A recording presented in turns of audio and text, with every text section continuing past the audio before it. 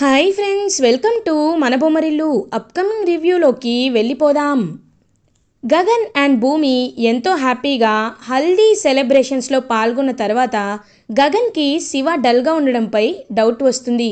శివ, అసలు ఈ పెళ్ళి నీకు ఇష్టమేనా అని శివాని నిలదీస్తాడు గగన్.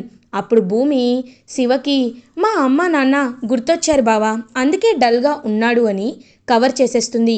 దాని తర్వాత భూమి రెడీ అయ్యి శరత్చంద్ర దగ్గరికి వెళ్ళి తనకి శివాకి రేపు పెళ్ళి జరుగుతుంది కాబట్టి పెళ్లి కొడుకు తల్లిదండ్రులుగా మీరే నించోవాలి నాన్న అని అడగడానికి వెళ్తుంది భూమి. కానీ శరత్చంద్ర మాత్రం భూమి మొహం మీదే రిజెక్ట్ చేస్తాడు. అయినా వాడు అనాథ, వాడికి నేనెందుకు తండ్రిగా నిలబడాలి అని చాలా క్రూయల్గా మాట్లాడతాడు. అలాంటప్పుడు శివ వాళ్ళ అమ్మ నాన్న నన్ను కన్న కూతురుగా పెంచుకున్నారు కదా నాన్న, నేను ఇక్కడ ఇలా మీ ముందు ఉన్నాను అంటే దానికి కారణం శివ వాళ్ళ అమ్మా నాన్నే కదా నాన్న అని భూమి ఒక పాయింట్ రేస్ చేయగానే నువ్వు ఆ రోజే పైకి పోయుంటే బాగుండేది అని కొంచెం కూడా విశ్వాసం లేకుండా క్రూరంగా సమాధానం చెప్తాడు శరత్చంద్ర. భూమికి ఇంకా ఏమనాలో అర్థం కాదు. అడిగాను, మీకు పెద్ద మనసుంటే వచ్చి అక్షింతలు వేసి వెళ్ళండి, అంతే, వెళ్ళొస్తాను అని చెప్పి అక్కడి నుండి వెళ్ళిపోతుంది భూమి. భూమిని బిందు ఆపి వదినా అని హక్ చేసుకొని, ఎందుకు వదినా, మీకు ప్రేమ పూరి ప్రేమ కనబడుతుంది కానీ శివ ప్రేమ, నా ప్రేమ మీకెందుకు కనిపించట్లేదు? నేను శివ ప్రాణానికి ప్రాణంగా ప్రేమించుకున్నాం, మమ్మల్ని మీరు ఎందుకు కలపట్లేదు అని అడుగుతుంది బిందు. చూడు బిందు, మీ ఇద్దరి ప్రేమ జంటని నేను విడతీస్తున్నందుకు నన్ను క్షమించు, కానీ ఒక్కటి మాత్రం నిజం, చిన్నప్పటి నుండి గగన్ బావ ఎన్నో అవమానాలు పడ్డారు. కన్న తండ్రే తన్ని దూరం చేసుకుంటే కష్టాలతో అవమానాలతో పుట్టి పెరిగాడు బావ. అలాంటి బావకి నేను శివ ద్వారా ఆనందాన్ని ఇవ్వాలి అనుకుంటున్నాను. శివాపూరిల పెళ్ళైతే బావ చాలా హ్యాపీగా ఉంటాడు కాబట్టి గగన్ బావ కళలో సంతోషం చూడ్డానికే నేను శివాపూరిల పెళ్లి చేస్తున్నాను. ఈ విషయంలో నువ్వేం అనుకోవద్దు, నీకు ఇంకొక మంచి సంబంధం చూసి నేను పెళ్లి చేస్తాను అని అంటుంది భూమి. వెంటనే భూమి చేయి వదిలిచ్చేసుకుంటుంది బిందు.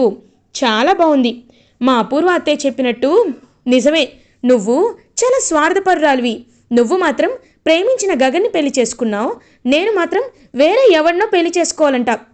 బాగుంది వదిన, చాలా బాగుంది, నేను నేను బ్రతకను అని చెప్పి అక్కడి నుండి వెళ్ళిపోతుంది బిందు.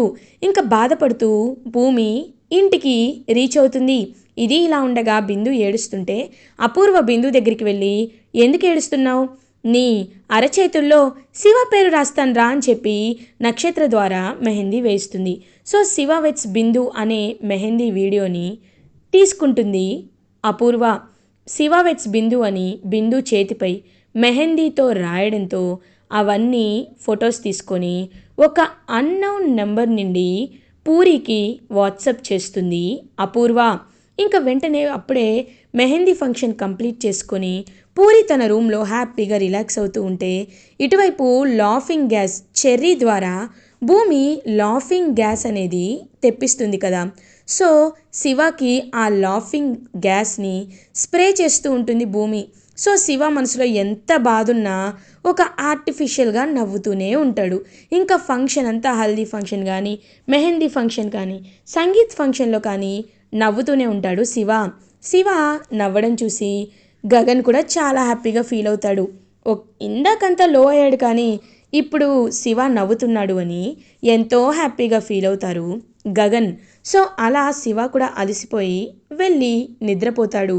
పూరి ఏమో తన వాట్సాప్ చెక్ చేసుకునేసరికి ఒక్కసారిగా శివ వెట్స్ బిందు అని బిందు చేతిపై రాసుకోవడం చూసి షాక్ అయిపోతుంది. వెంటనే ఎవరు నువ్వు, ఏం ఫొటోస్ పంపిస్తున్నావు, అయినా శివ వెట్స్ బిందు ఏంటి అని పూరి టైప్ చేస్తుంది. వెంటనే అపూర్వ చీర కొంగు అడ్డం పెట్టుకొని వాయిస్ని మార్చి, చూడు, నువ్వు అనుకుంటున్నది ఏదో కాదు, నిన్ను శివ ప్రాణానికి ప్రాణంగా ప్రేమించాడని అనుకుంటున్నావేమో, కానీ అదంతా ఒక నాటకం. శివ నిన్ను ప్రేమించలేదు, శివ బిందుని ప్రేమించాడు. కావాలంటే శివ దగ్గరికి వెళ్ళి తన చేతిపై ఉన్న గోరింటాకుని చెక్ చేయి, అప్పుడు నీకే అర్థమవుతుంది అని అపూర్వ వాయిస్ మార్చి మాట్లాడుతుంది. సో వెంటనే పూరి వెళ్ళి చెక్ చేసేసరికి బిందు అని రాసుండడంతో పూరికి చాలా బాధేస్తుంది. నేను బ్రతకలేను, శివ లేకుండా నేను బ్రతకలేను, ఎందుకంటే శివ నేను ఎంతో ప్రాణంగా ప్రేమించాను, కానీ నన్ను కాకుండా శివ ఇదిగో ఈ ఈ బిందుని ప్రేమించాడు. అలాంటప్పుడు నాకు ఈ జీవితమే వద్దు అని ఇంకా అలా కిచెన్లోకి వెళ్ళి అక్కడే ఉన్న ఫెనాయిల్ని తాగేస్తుంది పూరి. అప్పుడే కరెక్ట్గా పూరి కింద పడిపోవడంతో భూమి అటువైపుగా వెళ్తుంది. పూరి స్పృహ కోల్పోయేసరికి పక్కనే ఫినాయిల్ బాటిల్ కనబడేసరికి ఒక్కసారిగా భూమి షాక్ అయిపోతుంది. పూరి పూరి అని చెప్పి ఇంకా అలా పూరిని లేపడానికి ట్రై చేస్తూ ఉంటే పూరి ఎంతకీ కళ్ళు తెరవదు. సో భూమి పూరిని తీసుకువెళ్ళి హాస్పిటల్లో జాయిన్ చేస్తుంది. కరెక్ట్గా అప్పుడే గగన్ అండ్ శారద ఇద్దరూ ఇంటి లోపలికి వస్తారు. అమ్మా, మనం తేవాల్సినవన్నీ తెచ్చేసాం. ఇక మనకి చాలా ఘట్టాలున్నాయి కదా. శివాని పెళ్లి కొడుకుని చేయాలి, మన పూరిని పెళ్లి కూతుర్ని చేయాలి. ఎలాగో రేపే కదా పెళ్ళి, రారా వెళ్దాం అని చెప్పి భూమి భూమి అని పిలుస్తూ ఉంటాడు. కానీ భూమి కనిపించదు. ఇదేంటి భూమి కనిపించట్లేదు? పూరి పూరి అని పిలుస్తారు. పూరి కూడా కనబడదు. శివ కనబడితే శివ కూడా కనబడరు. సో ఏమైంది అసలు వీళ్ళకి, ఏం జరుగుతుంది ఇక్కడ అని చెప్పి వెళ్ళి అలా చూసేసరికి ఇంకా భూమి ఫోన్ చేస్తుంది గగన్కి. హలో బావా, నేను చెప్పినట్టు హాస్పిటల్కి రండి బావా అని అంటుంది. ఏంటి హాస్పిటలా? ఏమైంది భూమి, నీకేమైనా అని అంటారు. అది కాదు బావా, నువ్వు త్వరగా ఈ హాస్పిటల్కి బయలుదేరిరా, నీకు జరిగిందంతా నేను చెప్తాను అని ఇంకా అలా హాస్పిటల్కి రప్పించేసరికి గగన్ అండ్ శారద ఇద్దరూ హాస్పిటల్కి హుటాహుటిన బయలుదేరి వస్తారు. అప్పుడే పూరి ఏమో ఇంకా అలా స్పృహలో లేకుండా ట్రీట్మెంట్ జరుగుతూ ఉంటుంది. ఒక్కసారిగా పూరిని చూసి షాక్లో ఉండిపోతాడు గగన్. భూమి ఏమైంది భూమి, పూరికి ఏమైంది అసలు? పూరి హాస్పిటల్లో ఉండడం ఏంటి? నాకేమీ అర్థం కావట్లేదు. ఇంకా వెంటనే అప్పుడే శివ బావా అంటే అని చెప్తాడు. ఏం చెప్తావురా, ఏం చెప్తావు? నీ వల్లే, నీ చేతి మీద ఉన్న ఆ బిందు అనే మెహందీ వల్లే తను మనస్తాపానికి గురై ఇలా చేసుకుందని చెప్తావా అని అడుగుతుంది భూమి. ఇంకా వెంటనే అలా శివ భూమి కాలు పట్టుకుంటాడు. అక్క అక్క నన్ను పూరి ప్రేమిస్తుందని తెలుసక్క, కానీ నేను లేకపోతే చచ్చిపోయింత ప్రేమిస్తుందని నాకు ఇప్పుడే తెలిసిందక్క. నిజంగా నన్ను క్షమించక్క, క్షమించు అని కాలు పట్టుకుంటాడు శివ. రేయ్, నా కాలు పట్టుకోవడం కాదురా, ఇప్పటికైనా పూరి ఎలాంటిదో అర్థం చేసుకో. అయినా నువ్వు బిందుని ప్రేమించావు, కానీ బిందు నీపై నిజంగా ప్రేమే ఉందా లేకపోతే స్వార్థం ఉందా అని అడుగుతుంది. లేదక్క, తను నన్ను నిజంగా ప్రేమించిందక్క అని అంటారు.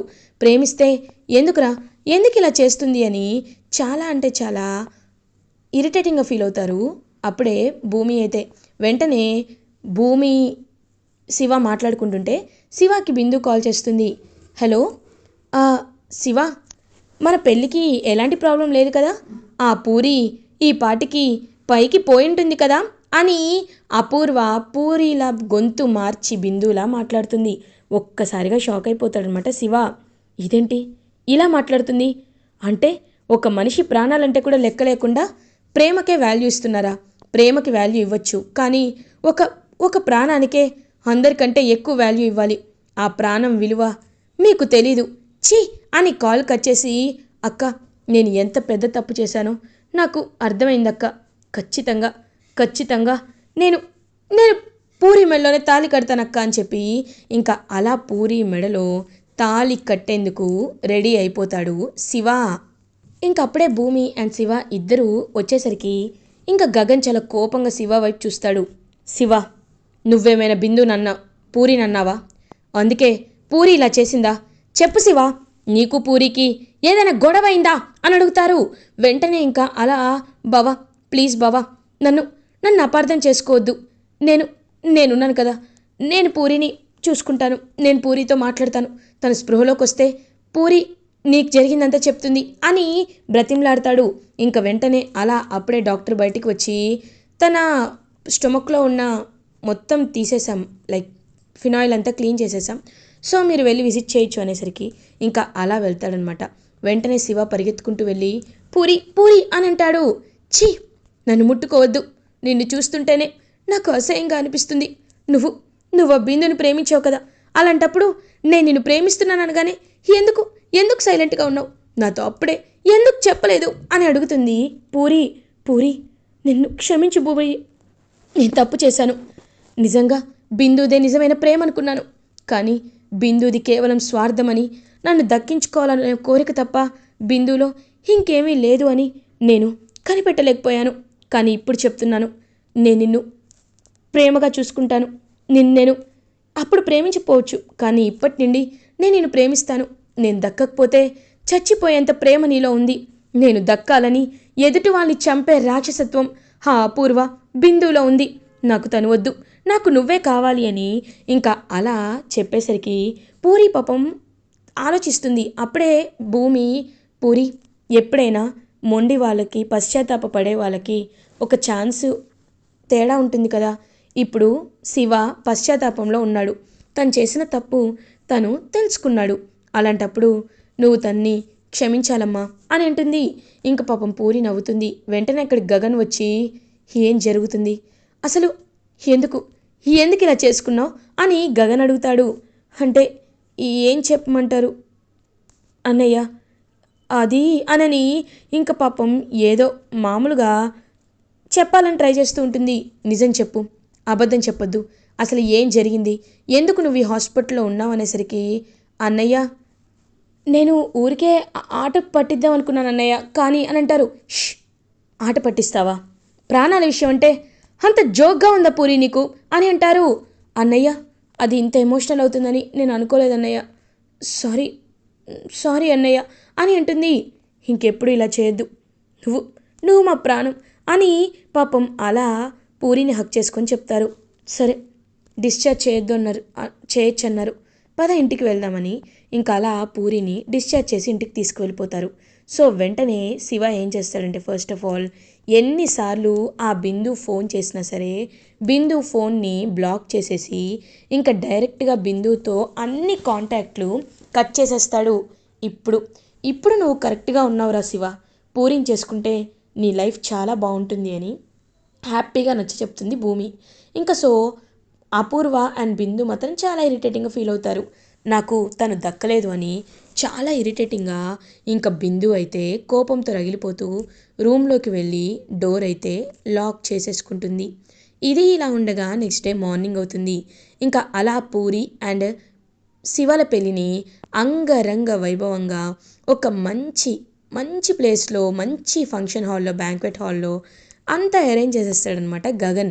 వచ్చిన వాళ్ళందరినీ హ్యాపీగా ఆహ్వానిస్తూ, యాక్సెప్ట్ చేస్తూ, అందరికీ తనంటే ఏంటో, తను ఎంత గ్రాండ్గా అలా చెల్లెల పెళ్ళిని జరిపిస్తున్నాడో హ్యాపీగా జరిపేలా చేస్తాడు. ఇంకా అలా అందరి సమక్షంలో, బంధుమిత్రుల సమక్షంలో శివ పూరి మెడలో తాళి కడతాడు. అదంతా తెలుసుకున్న బిందు కోపంతో రగిలిపోతూ ఉంటుంది. ఇప్పుడేమో గగన్ హ్యాపీగా శివ అండ్ పూరిని హక్ చేసుకుంటాడు. ఇదే ఇదే కదా నేను కోరుకుంది, మీ ఇద్దరి పెళ్ళి జరిగిపోయింది, నాకు చాలా హ్యాపీగా ఉంది, రండి ఇంటికి వెళ్దామని ఇంకా అలా ఇంట్లో అడుగు పెట్టిస్తూ, ఆగండి ఆగండి, ఒకరినొకరు పరిచయం చేసుకోవాలి కదా, నీ భర్త పేరేంటి అని ఇంకా భూమి ఆట పట్టిస్తూ పూరిని అడిగితే, నా భర్త పేరు శివ అని చెప్తుంది. నీ భర్త పేరేంటి అని అడగగానే, సారీ నీ భార్య పేరేంటని అడగగానే, నా భార్య పేరు పూర్ణిమ అని చెప్తాడు. ఇంకందరూ హ్యాపీగా క్లాప్స్ కొడతారు. సో అలా హ్యాపీగా క్లాప్స్ కొడుతూ ఇద్దరిని కుడికాలు పెట్టి లోపలికి రాణిస్తారు. ఇంకా అలా శివ ఇకపై నాకు కేవలం పూరినే నా సర్వస్వం, పూరినే నా భార్య, ఇక నా జీవితంలో ఎవ్వరికి తావు లేదు అని హ్యాపీగా పూరితో టైం స్పెండ్ చేస్తూ ఉంటాడనమాట శివ. అలా పూరి శివలకి పెళ్ళైపోవడంతో అమ్మయ్య ఇంకా ఎలాంటి ప్రాబ్లం లేదు అని ఎంతో హ్యాపీగా ఫీల్ అవుతుంది భూమి. అలా హ్యాపీగా ఎంజాయ్ చేస్తూ బాధ్యతలన్నీ తీరిపోయి ప్రశాంతంగా గడుపుతారు భూమి అండ్ గగన్. ఇలా ఎపిసోడ్ ఎండ్ అవుతుంది. ఫర్దర్ ఎపిసోడ్ రివ్యూస్ ముందుగా మీకు కావాలి అనుకుంటే మా ఛానల్ని సబ్స్క్రైబ్ చేసుకోండి.